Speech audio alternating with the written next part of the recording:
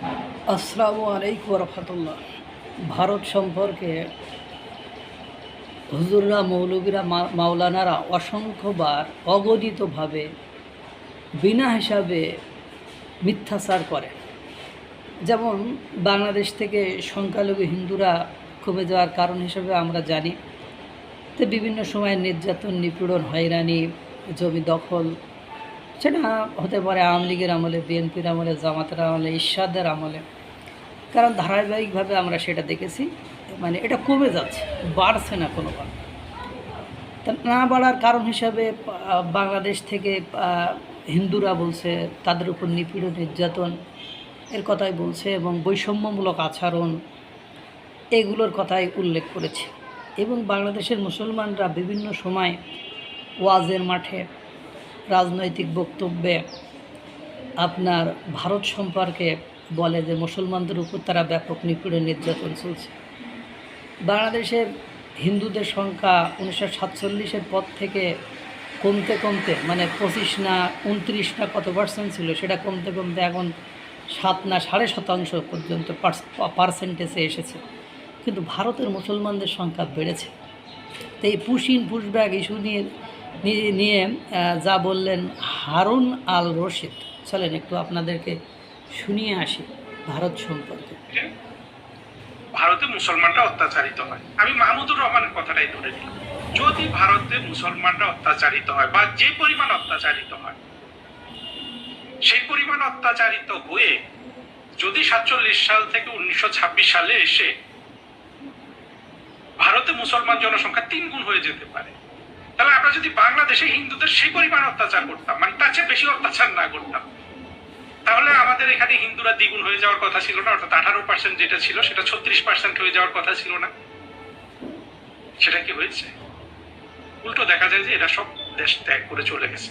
ভারতের হিন্দুরাই কিন্তু আবার বাসা বাড়িতে চাকরি দেয়, যেটা আমরা ইদানিং দেখেছি। চিন্তা করেন, ভারত থেকে যদি হিন্দুরা বাংলাদেশে আসে, এইভাবে দরিদ্র হিন্দুরা, বাংলাদেশের মুসলমানরা তাদের আর যাই করুক, বাসা বাড়িতে কিন্তু চাকরি দিবে না।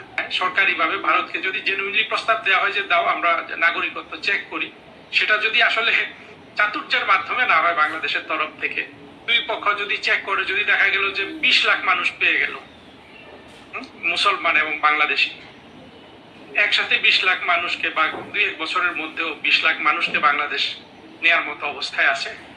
আমি যেটা দেখি সবকিছু বিশ্লেষণ করে, সেটা হলো বাংলাদেশের যত দুঃখ আছে তার জন্য 100% দায়ী হলো বাংলাদেশের মৌলবাদ। এই যে হারুন রশিদ সাহেব যে কথাটা বললেন, আমি সেই কথাটাকে আজকে 2 বছর থেকে আমি ফেসবুকে বলে যাচ্ছি, এটা বাস্তব কথা।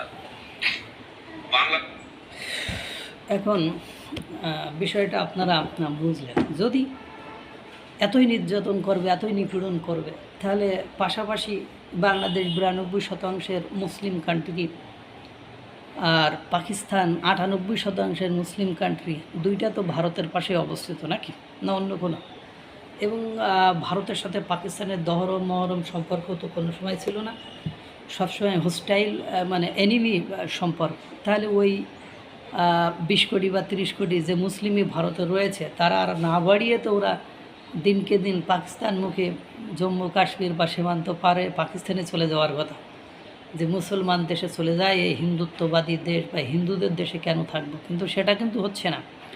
বরং ভারতে থাকার জন্য ওই সকল ভারতীয় মুসলমানদের মানে মানে চেষ্টার কোনো কমতি বা খামতি নেই, এবং তারা ভারতের সাথে ব্যালেন্স করে রয়েছেন। তাদের উপর যদি নিপীড়ন, নির্যাতনই বেশি হবে, তাহলে তো সেখানে থাকার কথা না। অপরদিকে দেখেন, পাকিস্তান থেকে, আফগানিস্তান থেকে, বাংলাদেশ থেকে কী পরিমাণ সংখ্যালঘুর পরিমাণ কমেছে, এবং সেটা ভারতে যে বৃদ্ধি পেয়েছে। সুতরাং এসব গালগল্প, গাঁজাখুরি গল্প দিয়ে কোনো লাভ নেই। সত্য সত্যই, আপনি যতই মিথ্যাচার করবেন, আপনার ঈমান আমল ততই নষ্ট হবে। আল্লাহ তাআলা সকলকে ভালো রাখুক, সুস্থ রাখুক। আসসালামু আলাইকুম ওয়া রাহমাতুল্লাহ।